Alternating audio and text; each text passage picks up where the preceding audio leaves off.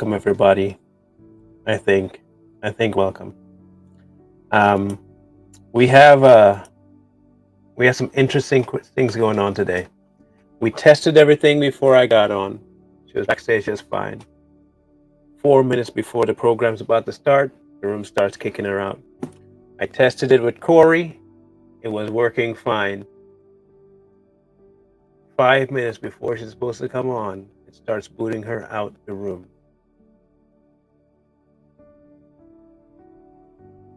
I want people to understand something before we go any further. If I have ever been convinced about something before, this has fully convinced me about something. That the devil doesn't want anything taking place like the kinds of stuff that's taking place right now. He does not want it. She can't even get back in the room now.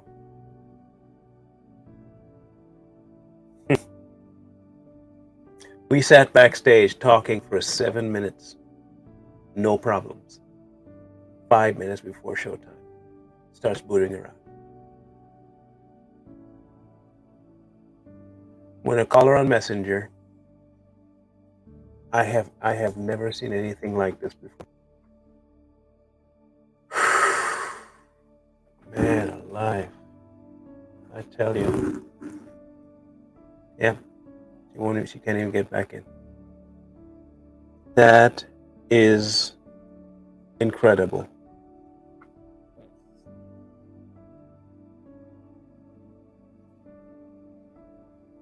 Wow. Let me inbox her and let her know I'm calling her. Otherwise she'll keep trying and it will not work.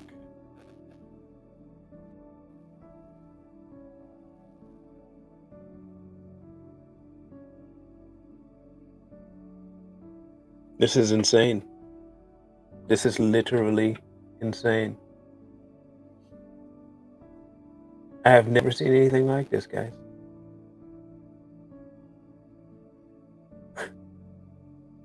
Wow. That's crazy.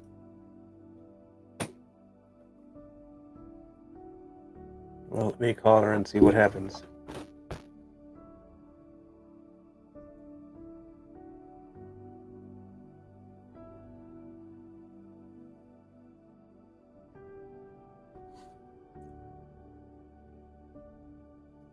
All right. You see a crazier background because it's my old background, okay? Don't fret. I can't make this up, okay? I can't make this up. You were fine just 5 minutes, or you not? All right. Those share your screens. People can see who I'm talking to. Yes, we were talking just fine. And lo and behold, no more. All right, people. Here she is. This is Diana. Is that how we're pronouncing it? Hello.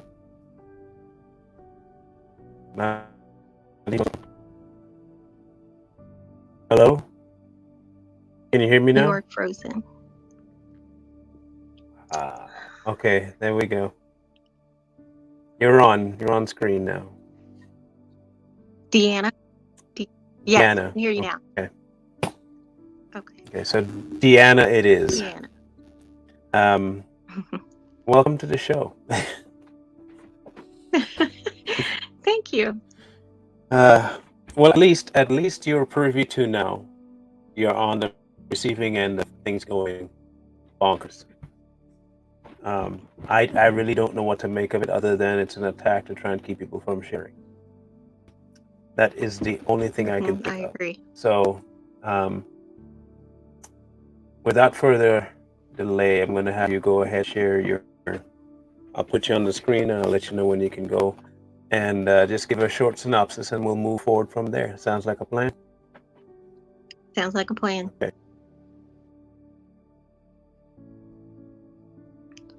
Okay. Now, my name is Deanna Sarten. I am 57 years old. I am a cancer survivor and a mother of 4 great kids. Growing up, I was raised by my mother. She was an alcoholic and we moved around a lot. So I was always the new kid and I never quite fit in. Um, in the last 4 years, heartache. Years I've had heartache after heartache.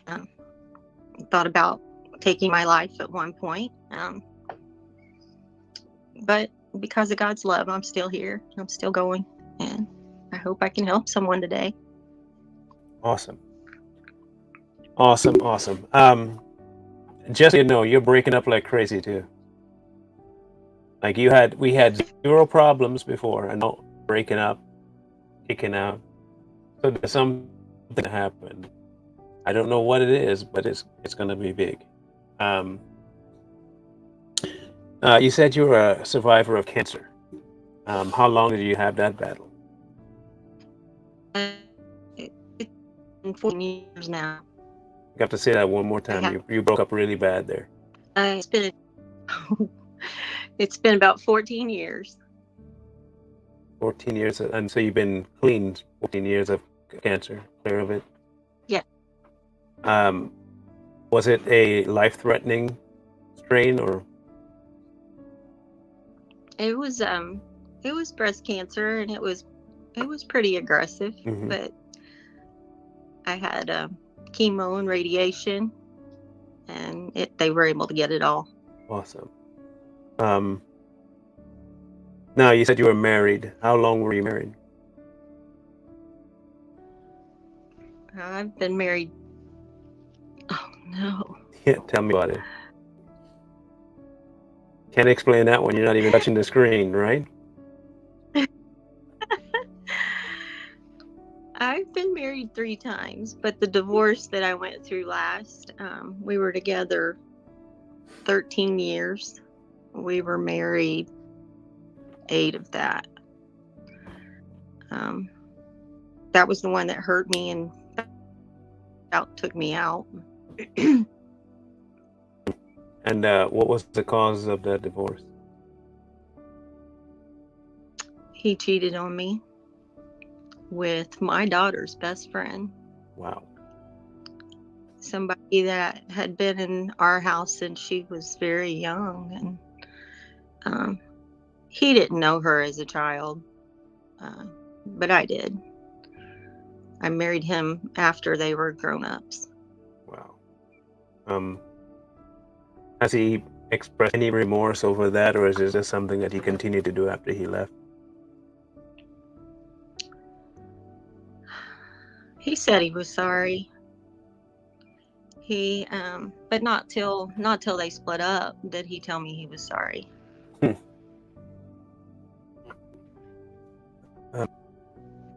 4 children, all from the same father? Nope. Okay. Previous marriages and over time?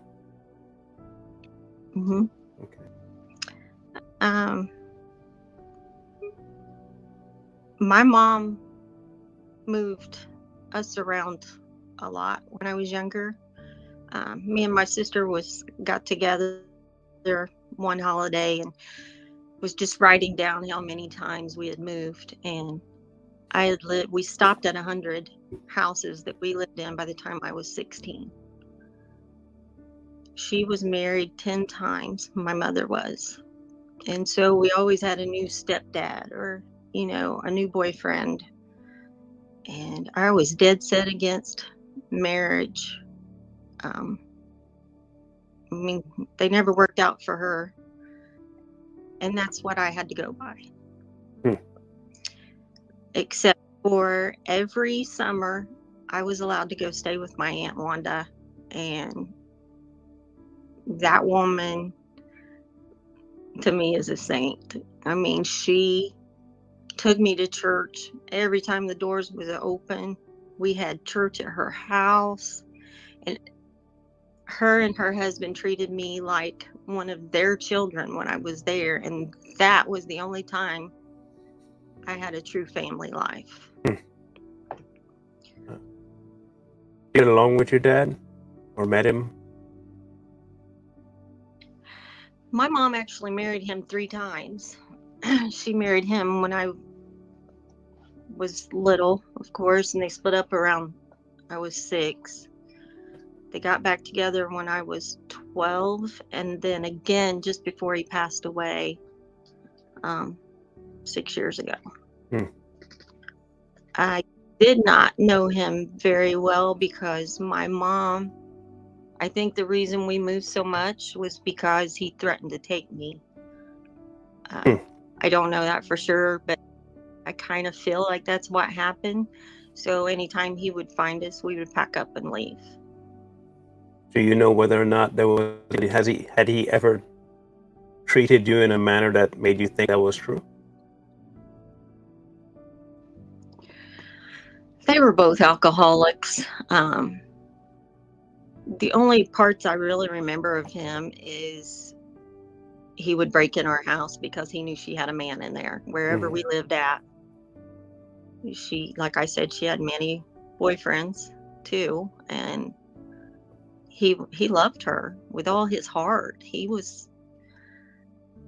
just loved her, and it just broke his heart, and he didn't know how to deal with it. And I I don't remember him ever really hurting her, but he did hold her up against the wall once when I was about 6, and I remember that, and that was Scary.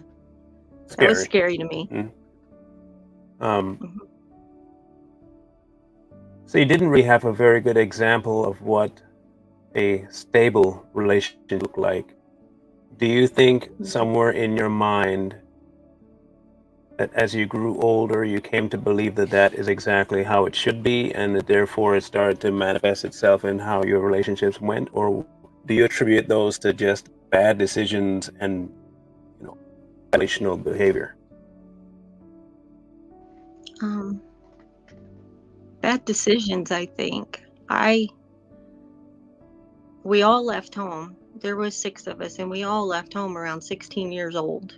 Mm-hmm. Um, I think I just wanted to find love, and I just jumped into relationships. I wanted that family life that I didn't get to have, Mm-hmm. and then they didn't. Out. Hmm. Um, your children, you said you have 4 or you had 4? I had 4. Okay. What happened to your one child? Is that the oldest or middle or what? He was my youngest son. He's the second to the youngest. He passed away almost 3 years ago now.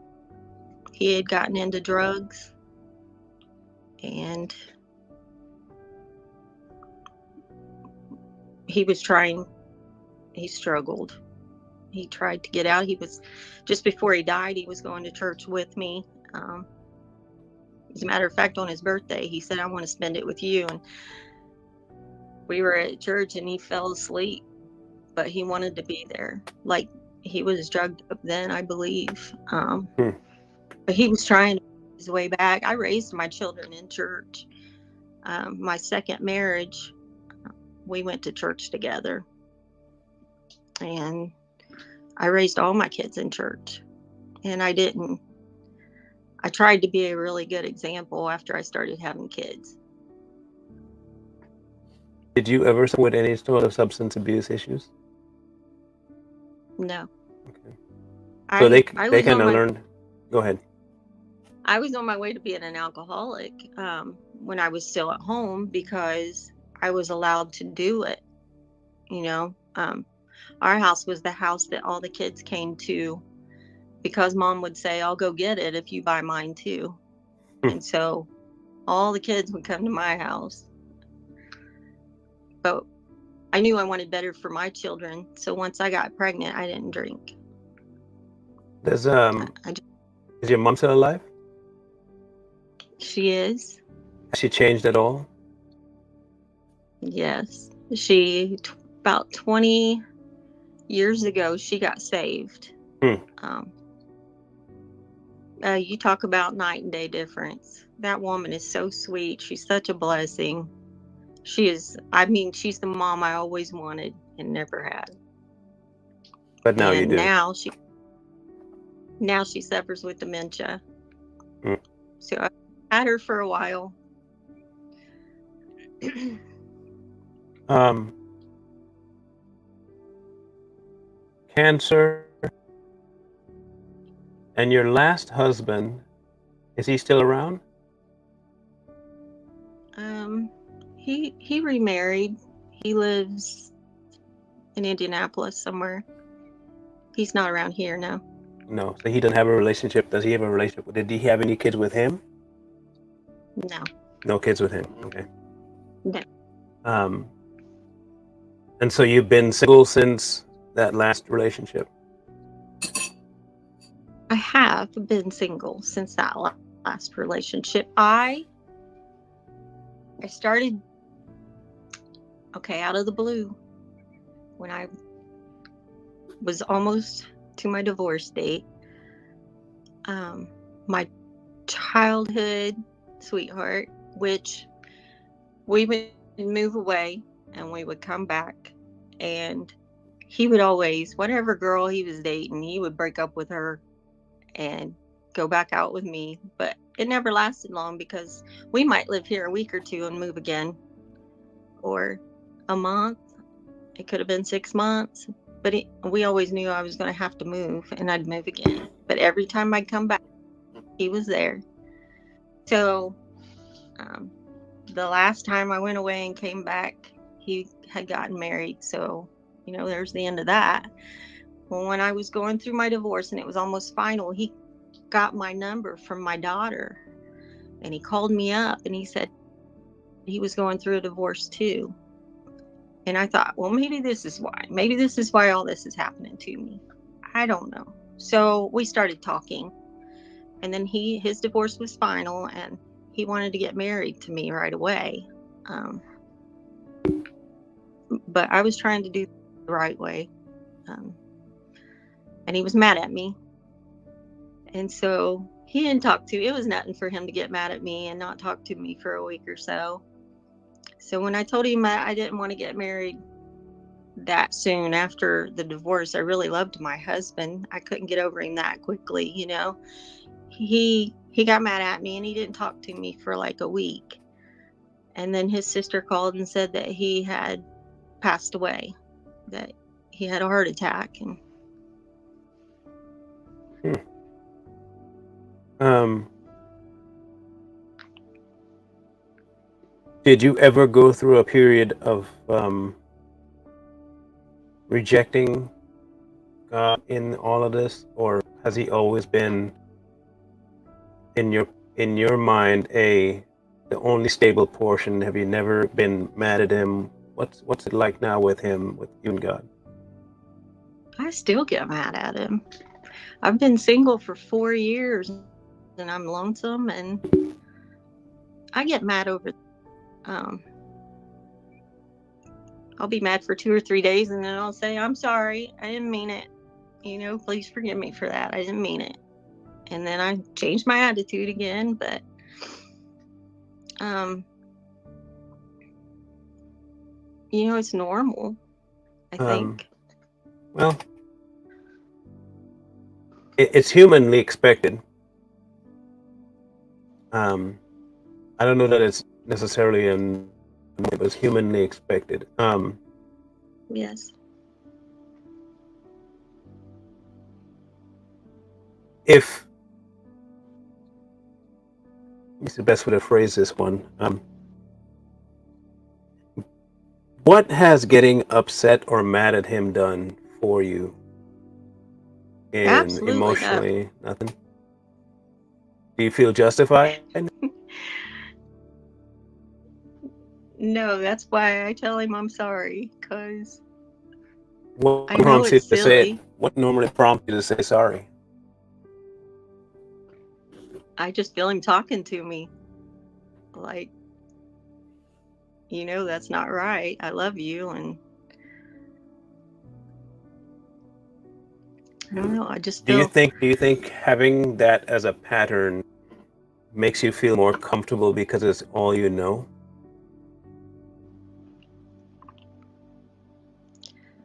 I don't know how to answer that. Because it seems like in the descriptions given me for your relationships, from family to husbands, that seems to be the running theme, that they would be able to be mad and then fine, and then mad and then fine. Um, your mom broke up and married and broke up and married, that translated into almost all the relationships you seem to have. Hmm. Um, and I have to wonder if that's something that you placed on your relationship with God, where you don't think you can fully feel like you're in that relationship unless you mimic the kind you've had, where you get mad and go back and get mad and go back. And if you go back, that means you love them. But getting mad has become normal, and that also means you love them. I don't know if that, have you ever thought of whether you're starting to create that toxic type of environment within the reasonings of your godly relationship? No, I love him, and it's rare anymore that I get mad. I mean, Hmm. I just it's not that I'm mad. It's just that I just don't understand why he wants me to be alone. Have you asked him? I have. In what way? I Like in your just asked him why. frustrated way, or did you ask him otherwise? Both. And Um, Go ahead. I I pray all the time about it. It's on my heart. I want a good man though. Do you I think want you're a lonely? good, Are you not lonely though? But always. are you though? Are you lonely? Yeah, sometimes I am. Um, I do you think um, or rather put it this way, what do you think of the relationship you have with God? How would you define it? good. Good. I am closer now than I ever have been. Do you consider the possibility that you asking and pleading for a spouse is infidelity with God? Wow. I never thought about that.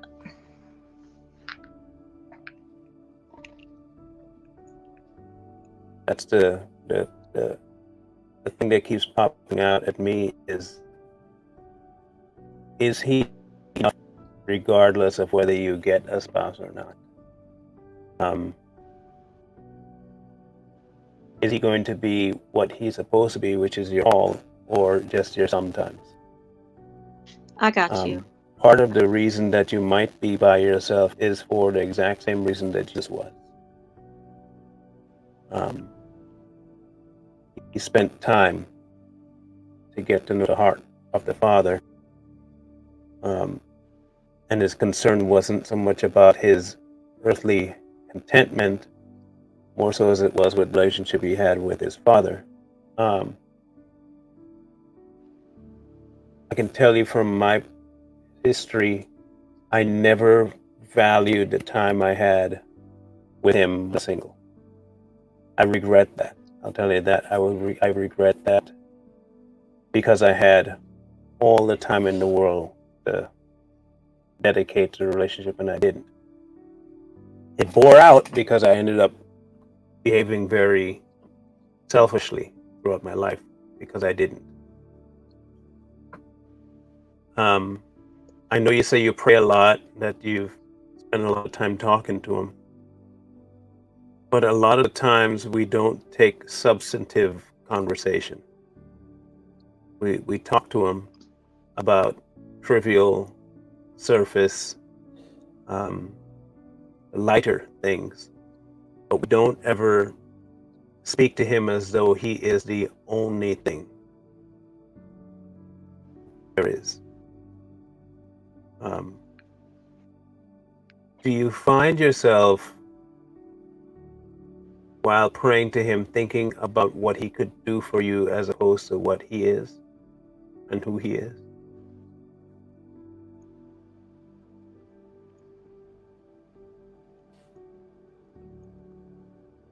Not not usually. How often would you say?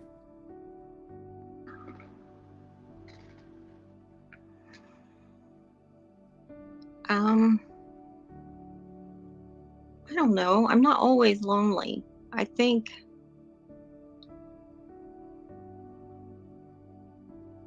I don't know. It's not a lot, but when it is, It's I'm heavy. yes. Um, have you asked him to remove it altogether? To never have the need for someone else?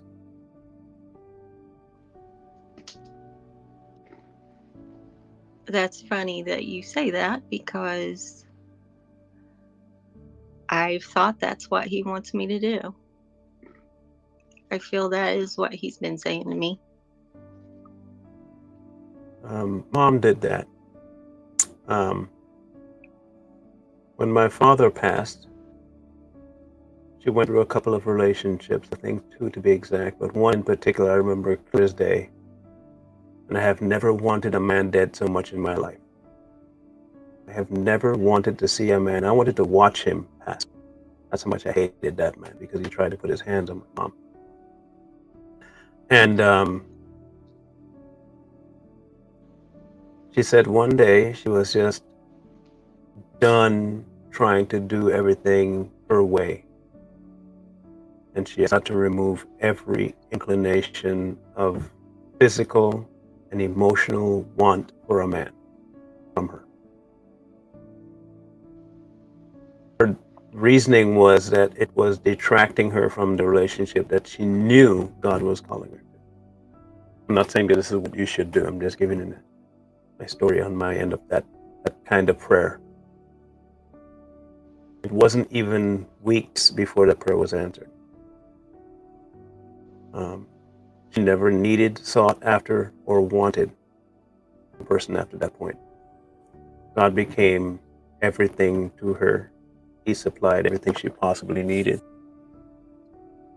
She became a wholly different person after that point. But your story seems to be one of longing, um, longing for stability, longing for consistency, longing for a meaningful interaction with people that you love. Mhm.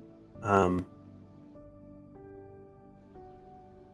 but at the same time, you don't seem to necessarily offer it to the one person that could give it to you. Um, the back and forth of being upset over the same thing seems to tell me that while you love him, there's a large portion of you that says, well, if you loved me back, you would give me this. Have you ever thought that? Yeah, a little. I have. Um, Same question applies then. Do you think that's fair? No. Is there anything that he owes you? No. Is there anything that he should give you because you love him? No. With that in mind, have you ever figured out why it is then that you still hold his feet to the fire with finding you someone?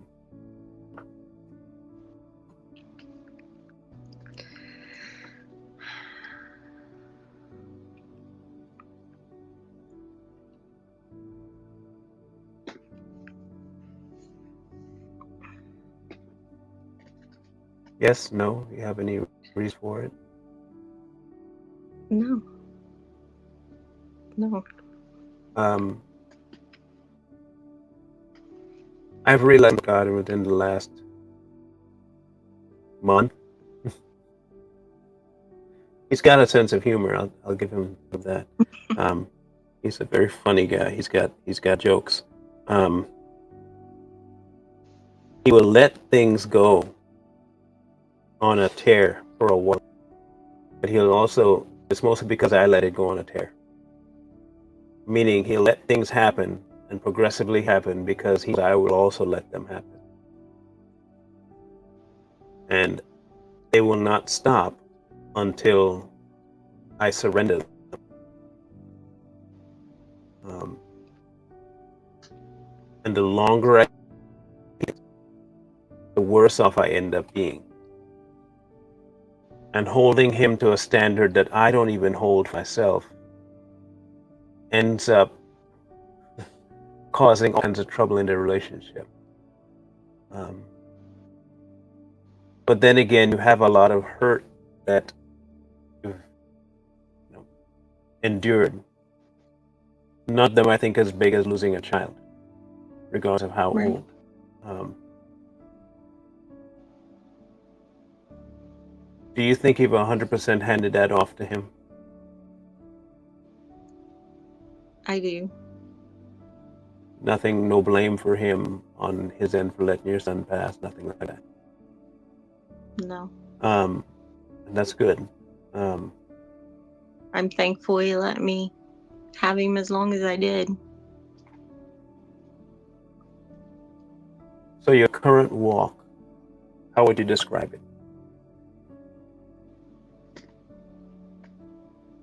Very good. If I let this one thing go, I think it'd be great. um, you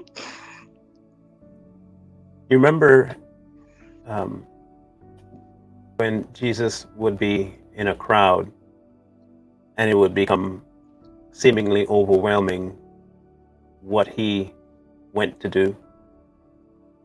Um, he retreated to find time to make time with his father. And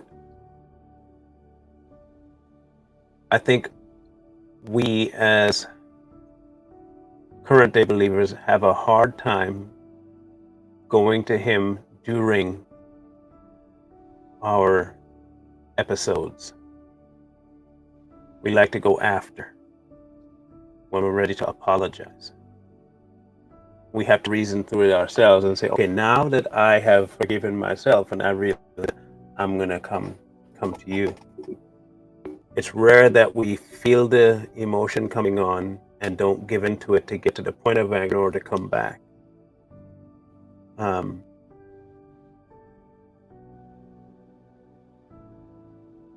do you know when you start to feel that emotion of, why don't you give me somebody?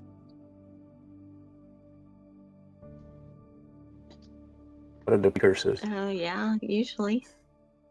Do you ever stop to hand it over right then and there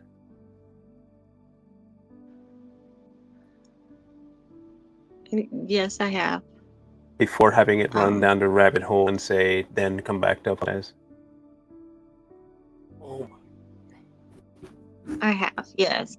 Um, we had a group of friends. We were all single. We were all praying for each other.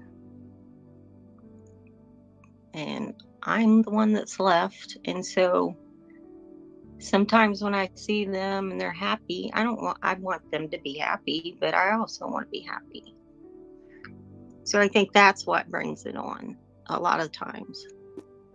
Um, Or we go out,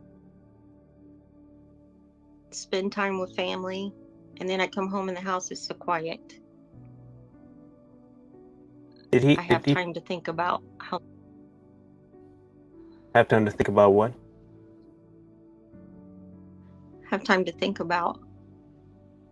how lonesome it is.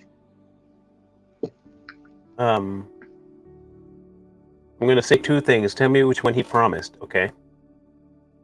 Um, happiness or joy? Joy. In your mind, what is the biggest difference between happiness and joy?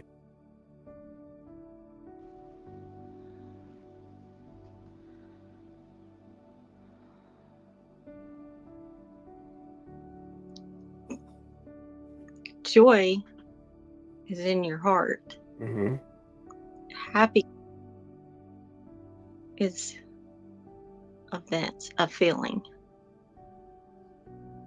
And joy you can have in situations. Joy isn't situational. Um, Yes.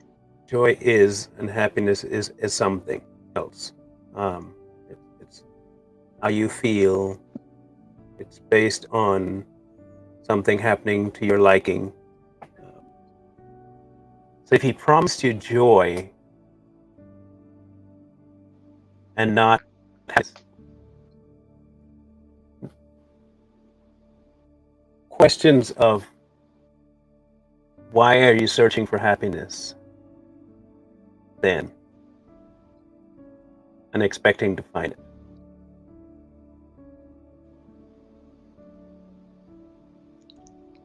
I don't know. Most people want to be happy. I think you said it I mean, correctly. I Most people understand. want to. Yes. Okay, so can you find happiness in joy? Can you find joy in happiness?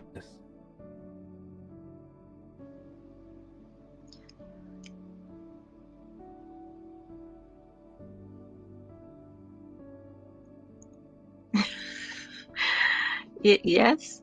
Because one will yield the other most likely won't yield the other. Happiness will rarely yield joy. Joy will always yield happiness. Um, that's because of focus. Um, when you know God, that's joy. And there's immense happiness for me in knowing that I've found joy.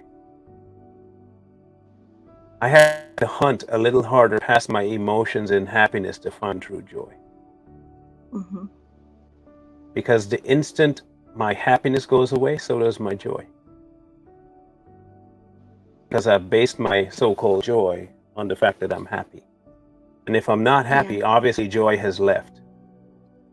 As opposed to I'm always going to find joy.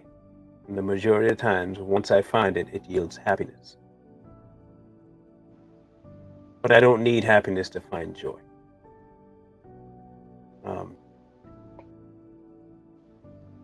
you're in a crossroads right now for your spiritual direction, not your spiritual walk, but more so your direction. Hmm. Um, he's asking for you to really focus on him, not what he can give you, not what he can offer, not what he can bring to the table, not who he can bring to you, not who he can get for you. He is asking you at this point to make him enough.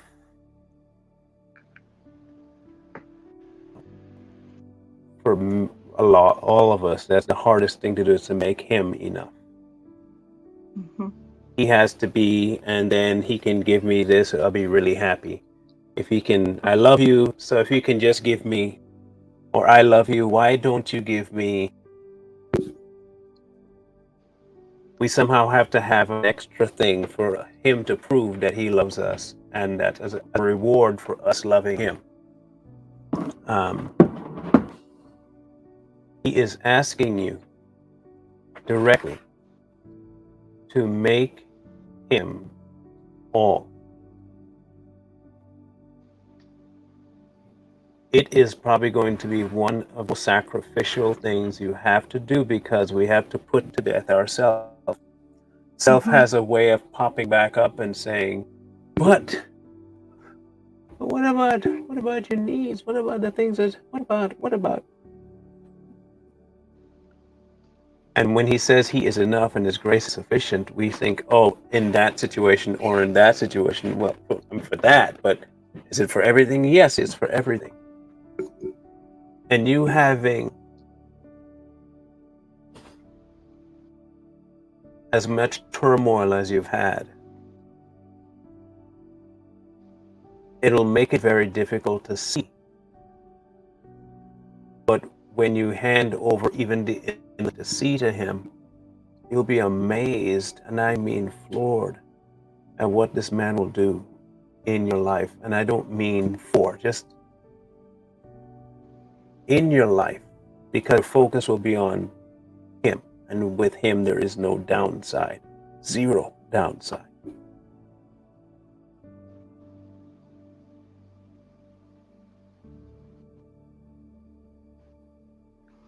How do you actively try to pursue relationships?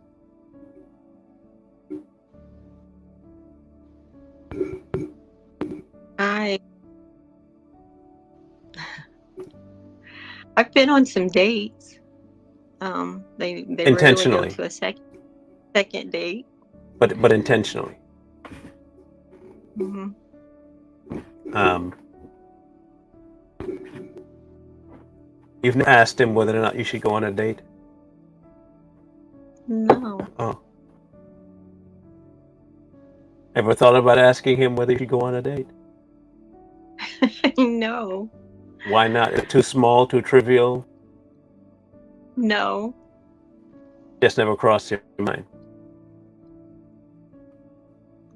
no. It didn't. Um, did you ever think maybe in that time of the date, it could have been spent talking with him, a date with him? Yeah.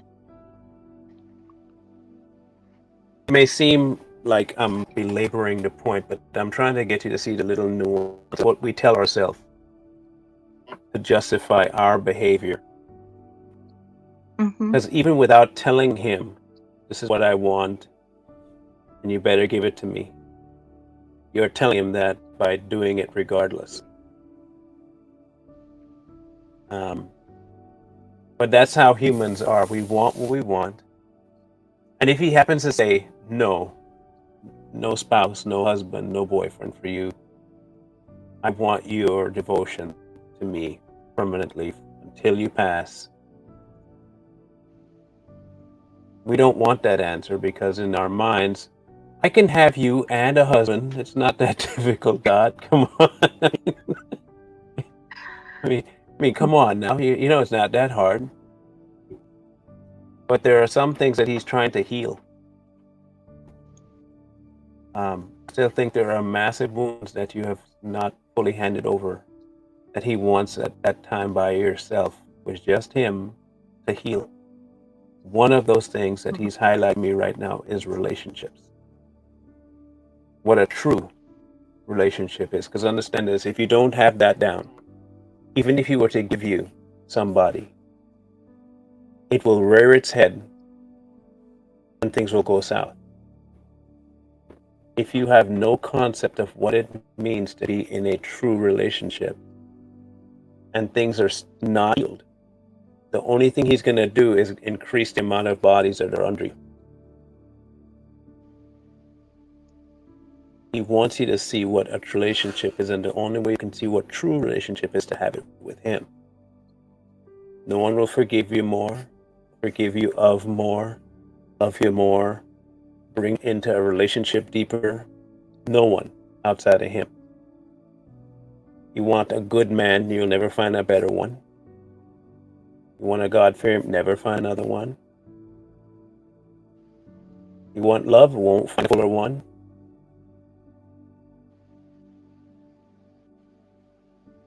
But I think that's what he's trying to get you out of in your head is the concept you have of a loving relationship. You're literally have one in your hand. That's a and be all and end all, and you just asking him for a replacement. Mhm. Um, do you think you can find something better? No. He's always been there for me. He's done so much for me. I know that. I can talk to him anytime. He's always there.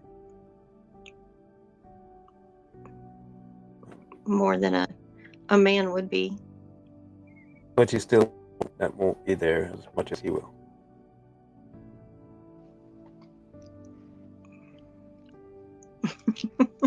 That's kind of amazing, isn't it? Yeah. Um, this is part of what I mean that if his grace isn't sufficient, nothing else will be. And Mhm. you're chasing after the wind. Um, you're being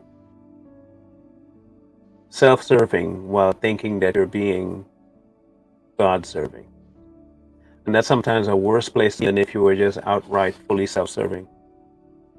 Um, Again, I think what he's asking you to do is to give it up. Not that you won't have it. I don't know, but I don't think it should be what you should be expecting. He's Mhm. asking you to expect in him alone, no one else. No one else needs to be around. He is enough to be both husband and Lord. And the more you try to shrug him off, the further away you really put yourself. Even though he's only a turn away, but you distance yourself from the amount of relationship time you have. He saved you from cancer, Mhm. saved you from that car crash, Mhm. saved you from suicide Yes. for a reason. And it's not to go find someone else to love. It's not to find someone else to love. I agree. He brought you out of that to understand how much he loves you and why he should be the top dog. Um, I don't know where your journey is going to carry you from here out. Um, I can tell you this. Um, Handing over everything to him is key at this point. He has a lesson to teach about relationship that you won't find anywhere else, and he's been calling you to that for a while. Mhm. And I think it's just time that you let him do what he's supposed to do and be who he's supposed to be. Um, it's been long enough. He's been calling for a while. Yeah. He's been courting you for a while now, Yeah. and maybe go on that date, accept that proposal. I don't think you'll find a better one ever. Um, so I want to leave you with that encouragement that he's calling you to do this, to get this moving, and that he won't leave you alone until it's done. Um, but he's there. I thank God he's brought you out so far, though. You've been through a lot, and it's not easy. It is not easy. But with him, you'll be fine. With him, not I know. away from with. Yes. Do you have anything that you'd like to leave with the audience? They're here listening. If you want to leave anything, any word of advice, encouragement with them. Um.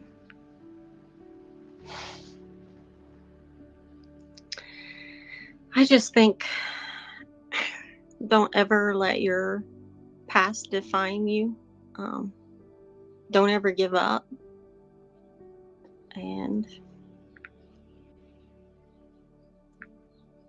it's never too late to change. Hmm. Amen.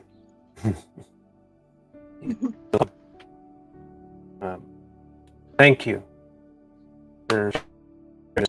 I know there are tons of people that are going to be blessed by it. For those in the audience, thank you for tuning in today. Um,